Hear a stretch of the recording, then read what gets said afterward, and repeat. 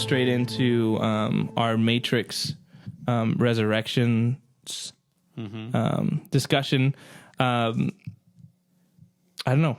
Let's start with Choop. Corey, Mick, and I went and watched in theaters together the night it came out, kind of last minute. We just were like, hey, you guys want to come over to watch it? And then they wanted to watch, Mick wanted to watch it in theaters. So we were like, okay, I wanted to at least watch one Matrix movie in theaters. Yeah. And then they didn't invite me, so. Yeah, we did. You just didn't go. So Josh ended up watching it later. So go ahead. Give us what your first thoughts. I watched it how the director intended it on an iPad on HBO Max.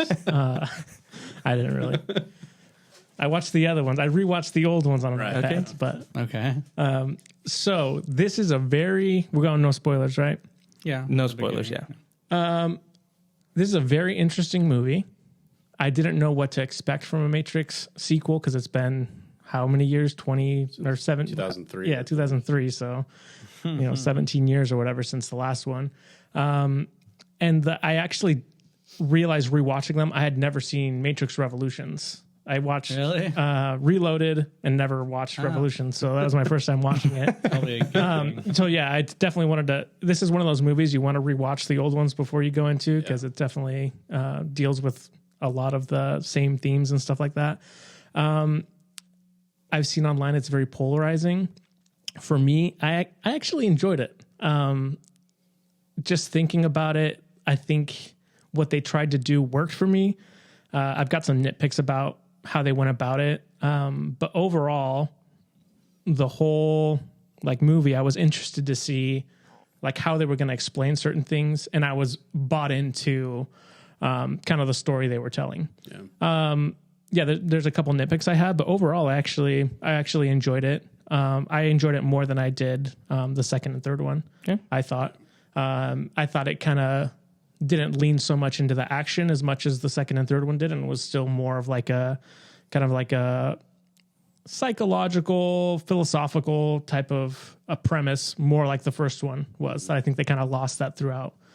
Second one, not as much, but the third one definitely is just all right, let's finish this up. It's the third movie. Let's finish it off. But yeah, I actually really enjoyed it. Okay. Corey? Yeah. This movie for me was just kind of a miss for me. I didn't dislike it, but maybe a 5 to maybe a 6, for me. It was all right. A lot of the things that I really enjoy about The Matrix, they really didn't do in this movie. Not going to go through it too much, but I also thought it was what they were trying to do with the story required a lot of setup and explaining, and I found that boring. Maybe call me a zoomer because I'm I want to see stuff, but I think there's some validity to that because it's been 18 years since we've seen a movie from them, and it's I want to see some Matrix stuff, and it's didn't see it. I think it failed at a lot of things that I personally enjoy. Yeah. The cerebral part of it that you're talking about, I get it. It's just not my favorite part about it. But if you're a huge fan of what this movie does well, then you're going to really enjoy it. So, and if you're a hyper huge fan of Matrix, you're probably going to love it anyway. So, it is. I'm sure it was very polarizing online. I didn't look at any reviews, but I could totally see where it's hit or miss. You either love it or hate it. Yeah. I've seen people be this is the worst movie I've ever seen. And people are this is actually really good, guys. It's not the worst movie. That's crazy, but maybe one of the worst Matrixes. But no. 3 is the worst. That's kind of what I'm saying. It's the other ones are it's not like 2's okay. And this is okay. Yeah. So it's one's great. But Mick, what do you think? Like Josh, I actually really liked it. It felt a lot more like the first movie in terms of the structure, how they take their time with certain things, how they make you think about what is actually going on, which if you'd seen the rest of the movies, you kind of have a good idea of the world that they built, what's real, what's not real. And to be able to do this fourth movie and have you kind of, at least for me, kind of second guess things or think about things a little bit more. I think that's that they did that really well in the movie. But yeah, I liked it. Not a perfect movie. I would say it's definitely better than 2 and 3 by far. But yeah, it felt like a Matrix movie. I thought the actors did a great job. Keanu Reeves was Keanu Reeves. He felt right at home with his character. So yeah, I enjoyed it. For me, it's kind of mid. I was telling Corey, when I first watched it, I think I liked it more than after thinking about it. I'm like, I actually didn't like that. No, I didn't like that. I think what you guys say is right. It looks good. It feels like a Matrix movie, but it is very different than what I was expecting. And that's up to the director, whatever the story they want to tell. It's their story. But for me, there were just things that I felt weren't Matrixy enough. I felt the action became very boring. And I was expecting, because Matrix kind of revolutionized action scenes. It did. And I was expecting, what are they going to do that changes the game? Like, now that there's so much more technology, what are they going to do? And I was left feeling like Christopher Nolan did a better job in Inception at doing Matrixy things than The Matrix did. Okay. In Inception, when they go into the room and it's flipping around, like that kind of stuff. They kind of did that there's a scene here at the beginning where they're running and they kind of go through a door and then they're on the ceiling, and it's really quick though. And like I said, a lot of the action became like the fighting. And when we talk about spoilers, I can go into a little more detail, but the other biggest thing for me, I thought Neo and Trinity were great. The villains of this movie, to me, didn't hit like Agent Smith did in the originals. And that's probably because Hugo Weaving is so good as Agent Smith. Iconic. Yeah. The villains they had in this, I felt were trying to tap into that, or be like as maniacal or as like cool as he was. But there's a actor in particular that I don't like. I can't say his name because it'll be a spoiler. Yeah. But to me, he was really, really bad. He was trying too hard, and it was laughable. I never bought that he was a bad guy. I can see so that. for me, too. I think it's not as bad as people are saying. I think it's better than Matrix 2 and 3. I enjoyed it more than 2 and 3. But not by that much to be like, go watch it. I might watch it again on HBO Max to be like, let's rewatch it to kind of sit in it, like Josh would say. But for me, if I were to give it a rating, I would give it 7.3 Trinities. And you, Mick? I would give it 7.9 Black Cats. I'll probably do like a 6.2 action scenes. I'm going to give it a 7.8 Okay. John Wicks. Because that's what you wish you were watching. Yeah. Just kidding. Just kidding. That's the, I think, it has, no, it go has for its it. merits. Like the movie has its merits. Like what it tried to do, I thought was interesting. It's just for the things that I look for in a Matrix movie, I'm just like, it just didn't hit. Yeah. And it's worth watching. I would say that it's worth watching to make up your own mind, because I think there is a lot of people saying like, don't watch it, it's the worst thing ever. That's not true. And I think there are a lot of people that actually really like this movie a lot. Yeah. I mean, Mick and Josh liked it more than we did, but I just think it's worth watching. It continues the story well. I think it gives you an explanation to why these characters are back. Yeah. It's not just like, oh, they're back. And so I think it's worth watching. So I would suggest people watch it. If you haven't seen it, stop now because we're going to go into some spoilers. Go watch it and then come back and see if you agree with me and Corey or Josh or Mick. Yeah. And let us know in the comments. Yeah. Yeah, we do. We really do want to know what you guys think about that stuff. I think it's really interesting to see kind of people's opinions on it. It was fun. It's fun to have a dialogue about it. You know, Do you want to hit the spoilers sound? let's And spoiler we it can up. just spoiler it up. Gosh, I need to make sure I'm picking the right one. hey, nice work. All right, who wants to go first? I mean, I can start. Yeah. I don't want to talk too long because my throat's killing me. But yeah, I think so. Basically, the things that I really hated, or not hated, but like I wish there's more of. Wow. Well, I mean, I disliked. Yeah. There was just like there wasn't as much action. Yeah.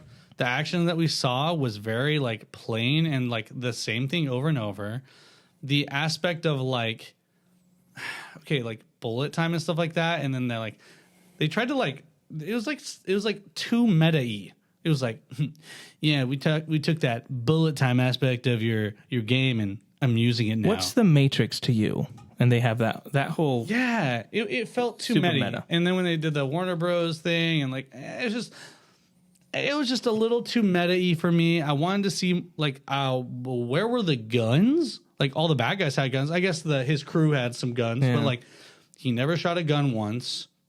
Kind of To me, that kind of missed opportunity because Keanu Reeves is a dope gun handler. to me that makes sense though. Like Because he's like, specifically with the Neo character, because after the first movie, he doesn't use guns. he had the Force. He didn't have to use the guns anymore. Here's the thing, though, right? Exactly. So they're doing this weird aspect of like, oh, he can't fly. He's lost his power. So that's an opportunity to do guns. Yeah. And then he starts leveling up and like learning how to be himself again. Or the aspect of once we touch, we now are superheroes. And it's like, I would have loved just a gradual ramp up. That's just my preference on how I like to view Matrix. Yeah, along with that, I think they wanted to have it both ways. They wanted him to be weak but still powerful enough. He would always do the same move where he's blocking things. Yeah. But this is what I told you. This is Forced what I told you guys when we got right out of the theater. I said, there's a moment in the Matrix when he's fighting Agent Smith, and they're all like, like he's the one, right? And everything slows down, and he starts like, using one hand. Yeah. Agent Smith's like going crazy on him, and he's just like blocking everything.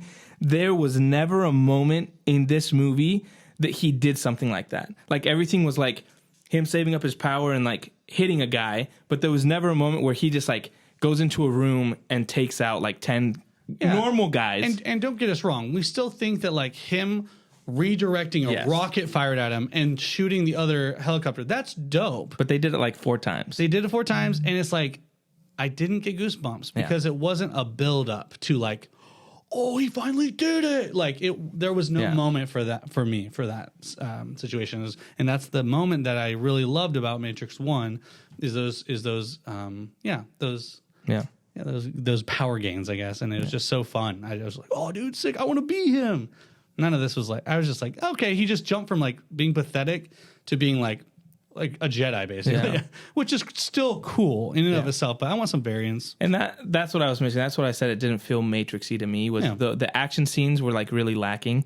And just to go on to what my thing is, I was trying to piggy you, bro. He's trying to piggy onto me and himself. The other thing, the biggest thing I disliked and what I talked about in the non-spoiler was Neil Patrick Harris to me is not a villain. Like he's trying to be too much like the psychiatrist, like smart guy that's like, oh, you're never going to expect he'd be the bad guy.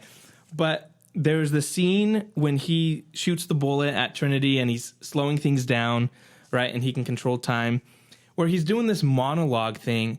And I didn't buy any of it. Like, why is Barney saying this to me? He's just trying to. And how did you meet my mother? And my comparison with Hugo Weaving is his delivery was like you were engaged in everything he was saying, because he was just so like the way he would articulate things, the way he would talk, like he was so engaging that you were like, man, this guy is awesome. I was just like, this guy is annoying. Like, and it wasn't, and if they might have been going for that, but to me, that took away from the movie. And the other thing is, the guy that's now the resurrected Agent Smith, I thought he was a good actor, but he couldn't. If you're saying he's Agent Smith, I'm going to compare you. It's the same thing. It's an impossible. It's the same guy that was Morpheus. Lose. He was not Lawrence Fishburne. Like, and he did a good job, but to me, it's like those guys are so good that every time I see them, I'm comparing them to something that's better, and that's going to detract from their characters and their acting. So it's a personal thing for me. I know you guys, because Mick really said that he liked the Agent Smith guy especially. For me, it was a negative, and I can see a lot of people. Like, that's why it's split on people, because you're going to have people that for them it didn't work, and for other people it did. But for me, it just didn't work.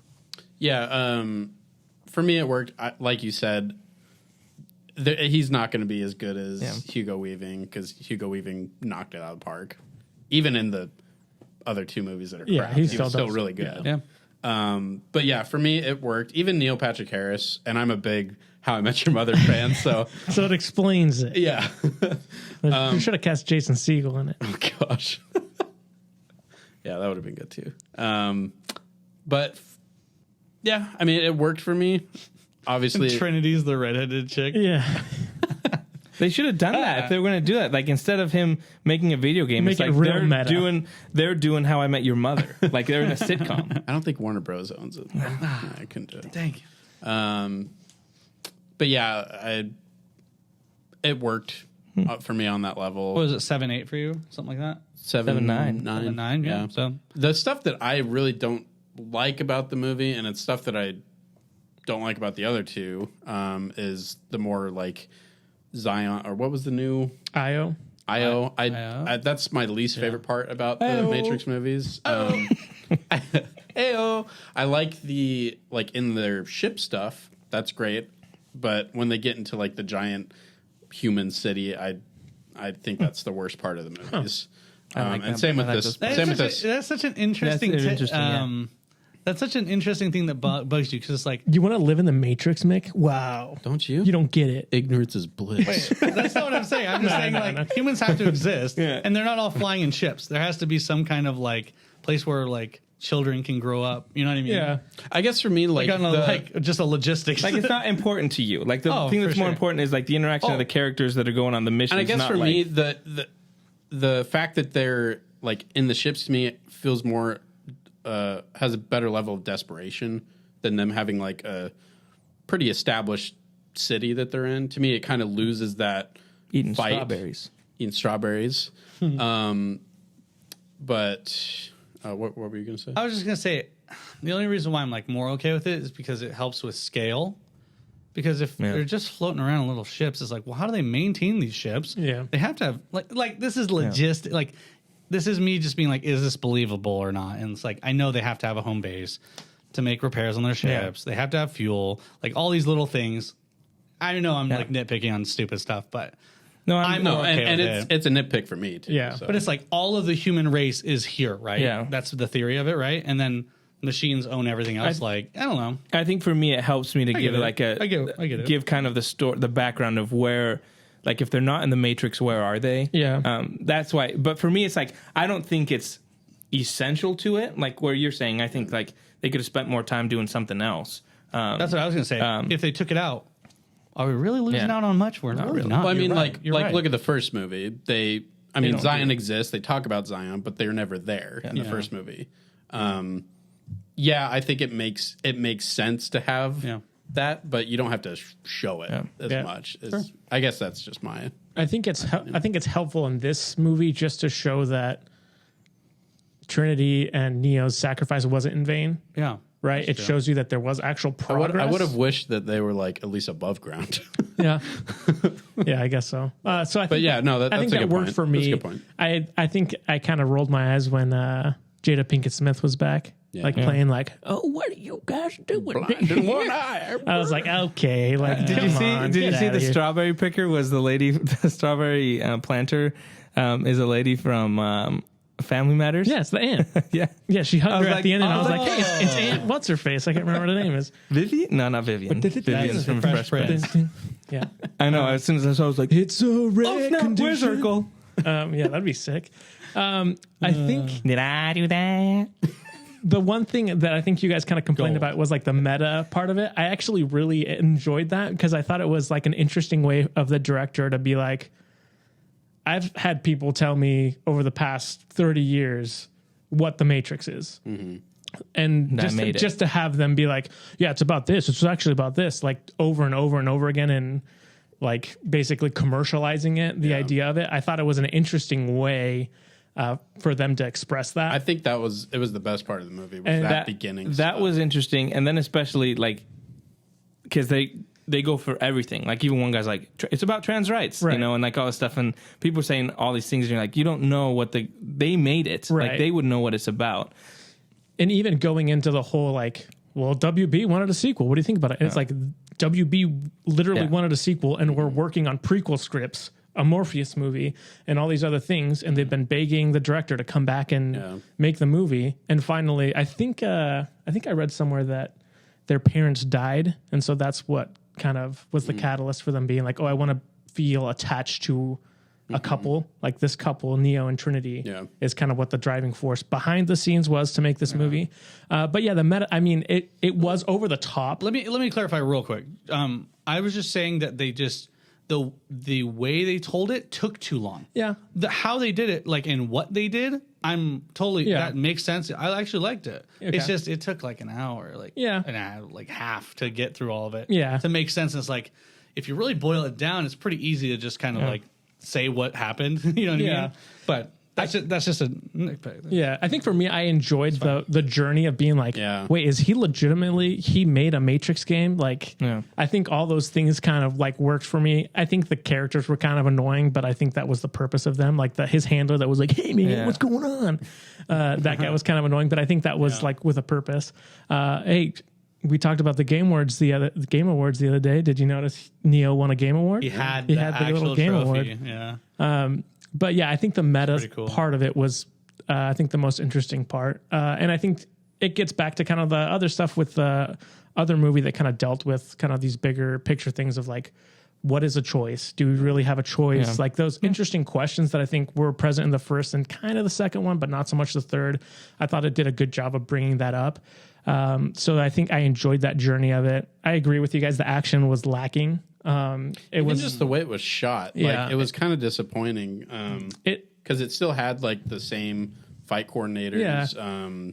I almost wonder if the director was like, I'm making this movie to send a message, and I know you guys want the fighting scene, so we'll throw it in and shut you up. I'm thinking that's kind of what's saying. The other thing, along with that, even the final scene where they're like going on the motorcycle is so dark. You can't tell anything going. It's really bland. Like there were those are the moments I was like, it doesn't feel like like a Matrix. You know, in Matrix 2 when they like made a highway and they donated like 300 cars, like General Motors or something, and they like destroyed every single car. Like, not expecting that. Yeah, but that's that extreme. But to me, it was like it just felt so like, whatever. Like let's film it. And so that's where I'm left being like, and you could be right where she's like, she's making a point. Like she doesn't care. Like Warner Bros. Was going to do the sequel without her, so she's like, I'd rather do it, have them be the focal point, and then screw the rest of the fans or anybody that tells me what the Matrix is. I'm going to do what I think is right. And she's entirely entitled to do that. She's the creator. So for me, it's just kind of like, whatever. There's an equation to make a successful Matrix, and that's a key component that was just missing. Yeah.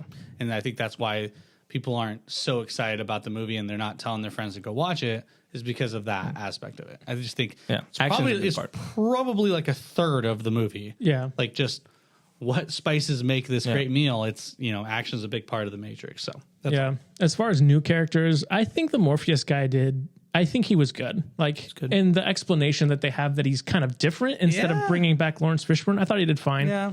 And I liked the, I can't remember what her name is, Jessica something, Bugs.